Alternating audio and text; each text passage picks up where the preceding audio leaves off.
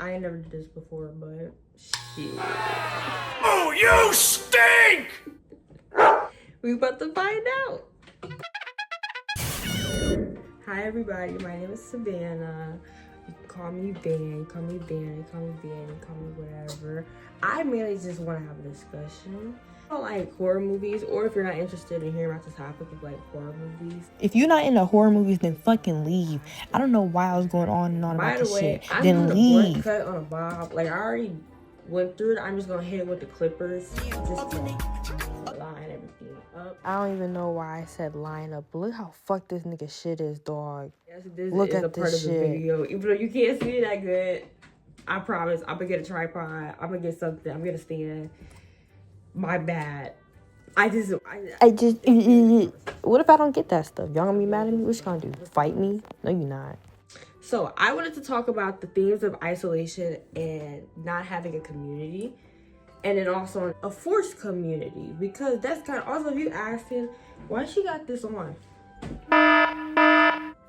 Yeah, it's bad, and the inverse of what like forcing community can do, like the kind of bonding that you form in a community that you're not meant to be in. If you don't know what Midsummer is, I'm gonna give you just a background. I really highly suggest gonna go watch that shit yourself. Like go watch it. It's not a slow pace. It go by fast. Sorry, I forgot about the summary. I need to do a summary. I'm watching this bag. I never gave a full summary. Okay, so summary is this girl and her boyfriend. Boom, they in a strained relationship. He's not really into it. He's a PhD student. She's emotionally going through a lot. Her whole family died in the beginning. So him and a friend and the friend group and her go to Sweden, and now they're part of all these pagan cult traditionalist This girl routines, in this spiritual relationship things. with this Boom. guy who, her name is Danny. I remember. I'm not good at names, but I remember that girl name. Her name is Danny. She's in a relationship with this dude, and they're not compatible. Like where she is in her life and where he is in his life, he's getting his PhD, and she's just experiencing a lot of loss. And you can tell that she is emotionally like draining, but on her side, she's going through a lot of shit. The first instance that I want to talk about with like the sense of isolation is when I do have notes, by the way, because I forget a lot of shit. But the first one I want to talk about is in the beginning. She's reading some emails from her sister. The background of her sister, she has bipolar disorder. She's going through a lot of mental episodes. She's like losing her mind. So Danny, she in the beginning is reading the emails from her sister saying that mom and dad are coming with me too. All I see is darkness. Like, it's done. That's not verbatim what she said, but that's the gist of what she said. And Danny's looking at this alone. All that I think about as like the watcher is, damn, what the fuck is going through her mind? You can predict it, but the fact that she's going through this alone is like, she's all in her mind. That was the first instance. This is editing Savannah here. I wanted to add on to the first point about how this can be how you feel now with the media at our disposal, and it's just right at our fingertips. You can go on X, you can go on YouTube, you can go on Facebook, you can go on Instagram, you can go on Twitter. Oh, X and Twitter, whatever. You go on any of these media platforms and communicate all day and night with people, and yet still feel alone. You know why? Because we as humans crave that physical connection, that deep bonding where you just get a little bit of a dopamine boost. You don't get that. And it can go with the same as having so many contacts in your phone and so many people you can call, and that they're right at your fingertips. That entitlement that we have to people can still make us feel alone, because it's like, what is here right now? The second point that I want to talk about is, this may or may not be in order. Who cares? Go watch the movie. Like, you'll see what I'm talking about. Second point I want to talk about is when oh my God, what is that? we saw the scene of her family getting murdered. Like, obviously it had already happened. It was like this scene that, like, if you ever saw like kind of like a sensitive scene like that in person, you would know how your mind and your body feels, like a sense of like, oh, this is done, this is over. Like, I feel like Danny's mind was shut from the beginning. Like, it was too late.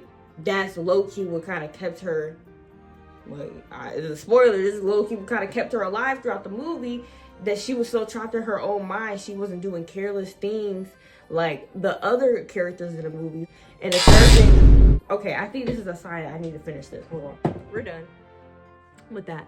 The third one, actually, I think I have this written down later, but I know that this happened before. When they're on their way to driving to, I don't remember where they was driving to, I'm not gonna lie, but I know it was a 4-hour drive before they could get to Sweden. She's in the car, and you can just tell that this is not her community. She doesn't get along with these people. She doesn't know these people. There's no connection between her and, I think his name is Josh's friend. And even though they're all packed in the car together, all we can really see as the viewer is how alone Danny is. Like, even though she's just leaning on the side, you know, up in her mind, like, she not paying attention to none of that. The next scene, or not the next scene, this is when shit started going down. It's a pagan cult in Sweden. The whole reason why they went to Sweden is because their friend, or Josh's friend, is from Sweden. He had been invited them to their midsummer festival. A whole nother reason why they went to Sweden was because another dude in their friend group, the black dude, was writing his dissertation on Sweden in midsummer. That's another reason why they went. Okay, boom. He didn't like really mention about all the other fuck shit that was gonna be going on, you know? The oldest in the pagan cult is a man and a woman. They jump off a high cliff and kill themselves. And then, but the dude, he's like still alive, so they have like the younger kids come and smash that nigga head. Okay, so I'm actually finished with that. These the vibe. I'm gonna look like doing, but it's cute. So that's just over. We about to see what kind of hair I'm about to have today. Ah! Cute. Before they had got into the car, she was talking with the Swedish friend, and he was talking about like, oh, how I think you're gonna love it. Like, I'm so excited that you're going to Sweden. Like, and he starts talking about the Maybach music. Yeah, the May Queen for Midsummer.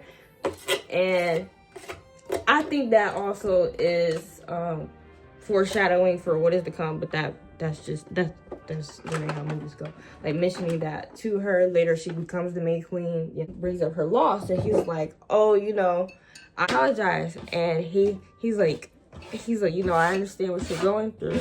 And like, she just immediately runs out. She's like, no, I'm good. Like, anytime when it's a conflict, like, she wants to go to Josh for comfort, but obviously that nigga's not good with comfort. But then when she experiences in other senses, or like somebody trying to become a part of her community, she isolates herself. She's like, no.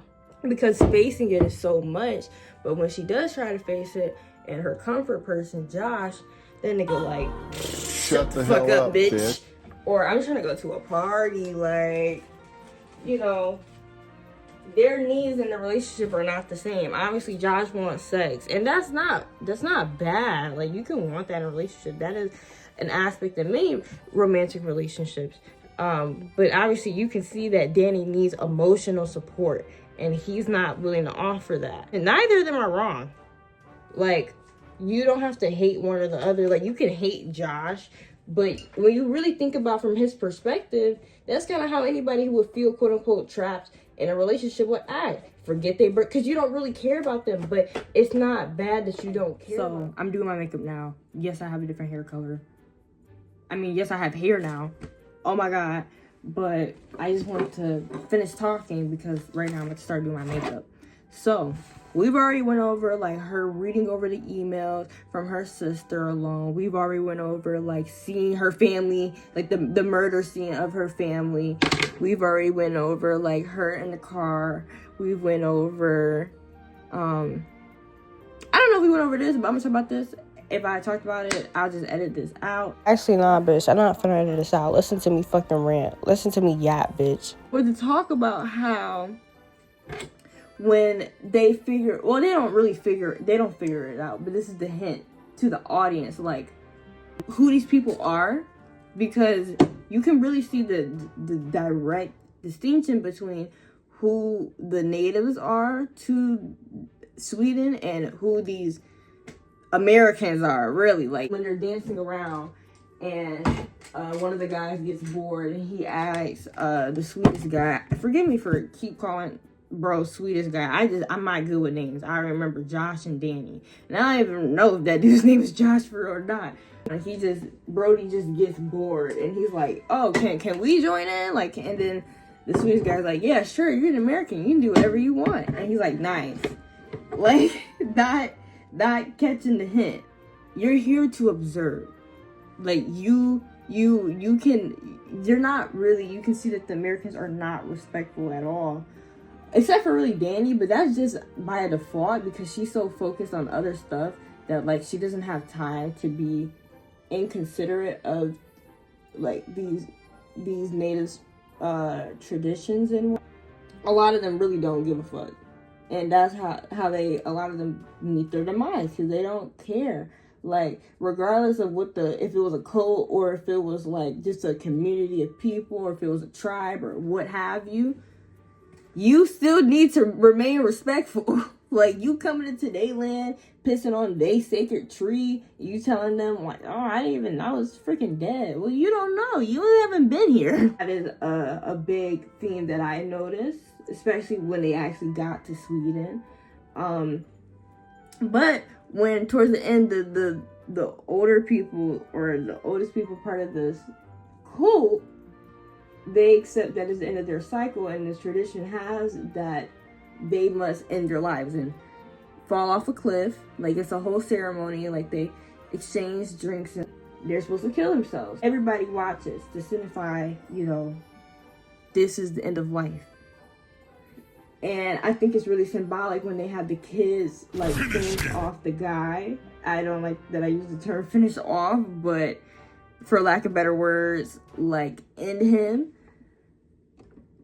To show the younger kids, like, this is the cycle. You are the beginning of the cycle. This is the end of the cycle. The meeting of the beginning of the end of the cycle is really symbolic, in my opinion. The Americans are reacting because everybody else is like, what the fuck is wrong with y'all? Like, this is normal as hell. But because they've never seen this before, they're literally losing their minds. And they're like, oh my God. What? Danny has a different way of processing it. She immediately starts thinking about her family. I'm like, oh my God. Like, why am I here? Why she starts saying, why am I here? Why am I here? But before that, it's so, like, subtle, but I really, like, picked up on it. I was like, When Danny is with Josh, and she was like, I just need to be alone right now. Like, I don't know why I'm here. And she walks off. And he's like, And he catches up with his friends. Like, it's just not as deep.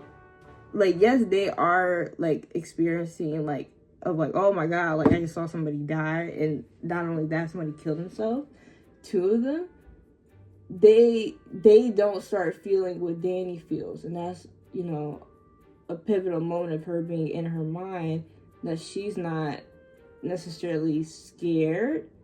She's just more like, oh my God, I've already experienced this. Why am I experiencing this again? Why am I experiencing this again? She first gets to Sweden, and I think they want to do, like, some type of drug. And she's like, can I just first put my stuff down? Like, I just need to find my footing. And then Josh, because I think he's scared of doing that, he's like, oh, I'm gonna go with Danny. And they're like, dude, we're supposed to do this together. And he's like, then you guys can wait for us, or like, you can tell that Josh is really a careless person. Like, not just because of how he acts towards Danny, because I feel like that, if you see from his perspective, you're like, okay. But you can see that he's not a good person, because not only does he not care about his girlfriend, he tries to act like he cares. It's at the expense of his friends. And that's something that I really picked up on. And you can even see that, well, this is a very, very big thing. In the beginning, as a viewer, we are made known that Josh does not know what his thesis is for his PhD. But we know that one of his friends, the black guy, is writing it on Sweden. And that the friends are just coming along, really, because, their friend is from Sweden. He's like, I'm doing my thesis on this. So he's like, oh, yeah, I can come for this midsummer event. And everybody else just kind of just tags along. And he goes to that friend, and he's like, I'm making my thesis on here, actually. Just thought of this. He's like, I can't tell if you're joking or not. Like, what the fuck? And he's like, you know, I'm open to collaborators if you would like to work on this together. Just being a dick. A straight dick. And that's something I just need to make a whole sit down video talking about Midsummer, because there's so many things I can talk about. There's way more things. Those are just the ones that, like, I was just rewatching the movie today and I was like, oh yeah, I really want to talk about that. But to like make my conclusion of like the things of isolation and queer community, Danny is alone, and her being in Sweden and experiencing these people, I feel like it's debatable whether it's a good thing or not, because a part of me says like, oh, they're taking advantage of the vulnerable and like, you know, they're kind of preying on her sadness. But then I can also say like, you know, then who was she around? Some people who really didn't give a fuck about her, kind of the sweeter guy, but like which one is better? And I think that's where you need to even balance. People who don't see you as a nuisance or a burden, but also people who aren't gonna prey on how you feel emotionally. I can really relate to Danny's sense of isolation while you're around so many people and yet you feel so alone. Like, you just always in your mind. Like, I completely relate to that aspect. And the forced community, well, I can talk about this with Josh and them. Like, these people don't care about her.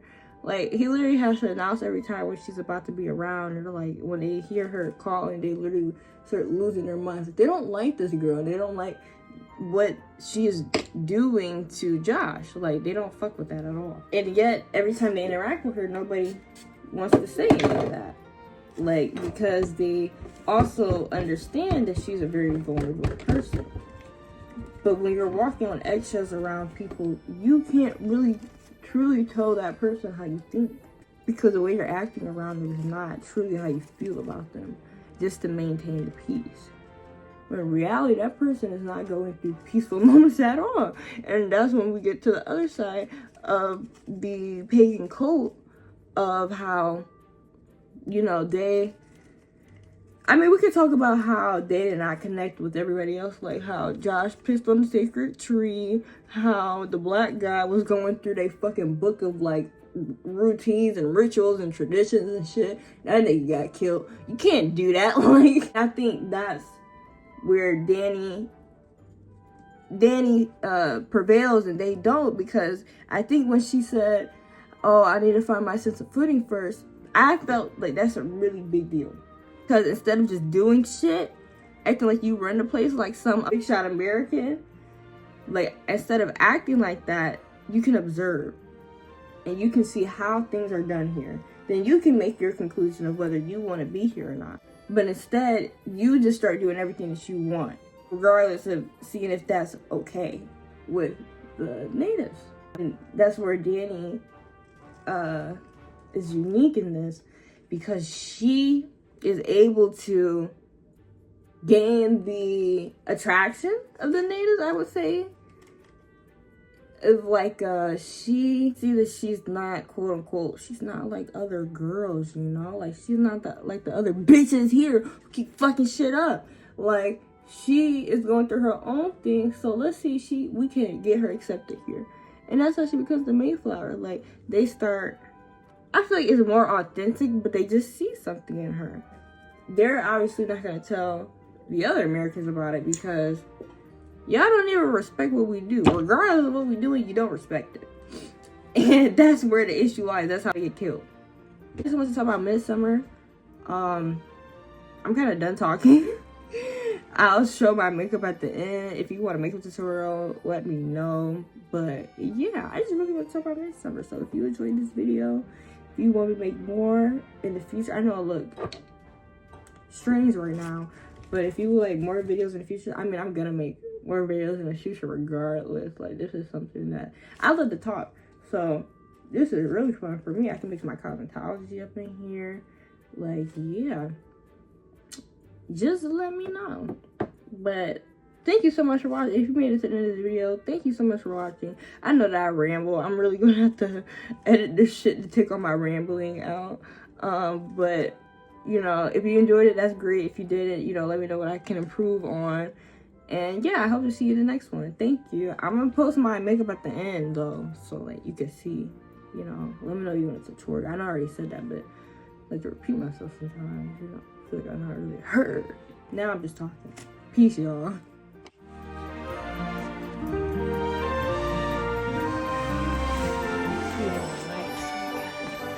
Oh shit.